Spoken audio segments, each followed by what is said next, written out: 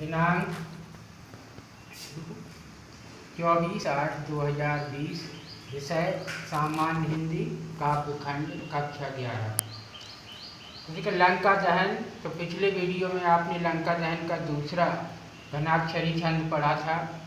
आज तीसरा घनाक्षरी छंद पढ़ेंगे जो कप्तावली से लिया गया है और वो स्वामी तुलसीदास द्वारा रचित। लपट कराल ज्वाल जाल माल दह दिस धूम अकलाने पहचाने कौन काहे रे। तो यहाँ देखिए लंका दहन में जो वर्णन बताया गया है, हनुमान जी ने देखे किस तरह से संपूर्ण लंका को जला दिया और उसके द्वारा उठने वाली आग की भयंकर लपटें सभी यानी लगभग 10 दिशाओं में फैल चुकी है। धूम अकलाने और चारों 10 दिशाओं में धुआं भर जाने के कारण कोई किसी को पहचान नहीं पा रहा। पानी ललाट, और किस तरह से देखें सभी व्याकुल और परेशान हैं और पानी के लिए ललचा रहे हैं। बिल्लास व्याकुल हैं, परेशान हैं और उनके शरीर पूरी तरह से जले जा रहे हैं। जरे गात जात, गात अर्थात शरीर, जरे जलना, परे पाई माल, और देखिए किस तरह से ऐसे लग रहा है जैसे सब कुछ नष्ट हो जाएगा। पाई माल माने नष्ट होना। जात भ्रात तू निवाही रे, निवाही माने बचाना, अर्थात हे भाई तू अपने आप को बचा ले। तो इस तरह से चिल्ला चिल्ला कर एक दूसरे को आवाज़ लगाते हैं।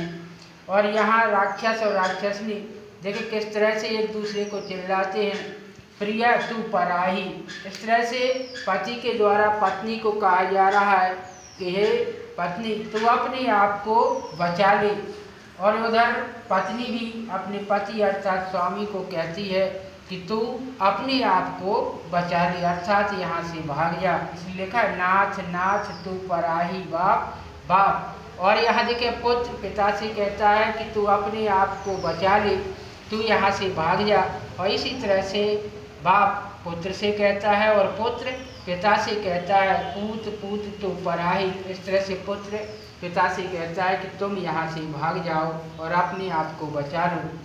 तुलसी बिलो, अंत में देखे तुलसीदास जी कहते हैं कि इस तरह के दृश्य को देखकर वहाँ के राक्षस और राक्षसनी किस तरह से व्याकुल और परेशान है कि लोग व्याकुल बेहाल कहें, उनका बुरा हाल है।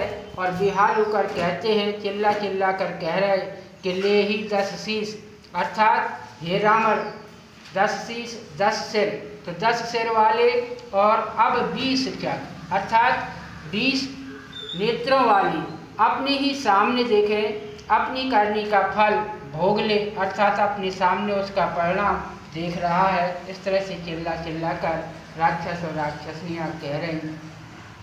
इसके लिए संदर्भ वही रहेगा पूर्ववर्त प्रसंग। प्रस्तुत पंक्तियों में लंका दहन के कारण मची त्राहि त्राहि का अत्यंत मार्मिक चित्रण हुआ है। व्याख्या, लंका की 10 दिशाओं में भयंकर आग की लपटें दहकने लगी, जलने लगी। चारों ओर छाए धुएं से सब लोग बेचैन हो गए और उस धुएं के कारण कौन किसे पहचाने। कहने का आशय यह है कि किसी को किसी की कोई पहचान नहीं पड़ रही, अर्थात एक दूसरे को पहचान नहीं पा रहे। आग से सबके शरीर जले से जाते हैं, जिससे सभी बिलबिला रहे हैं, व्याकुल हैं और पानी को प्राप्त करने के लिए लालायत हैं। सब जलकर नष्ट हुए जाते हैं और पुकारते हैं कि हे भाई तुम मुझे बचाओ। पति पत्नी से कहता है कि हे प्रिया तुम भाग जाओ। इसी प्रकार पत्नी पति से कहती है कि हे स्वामी आप मुझे छोड़कर भाग जाइए।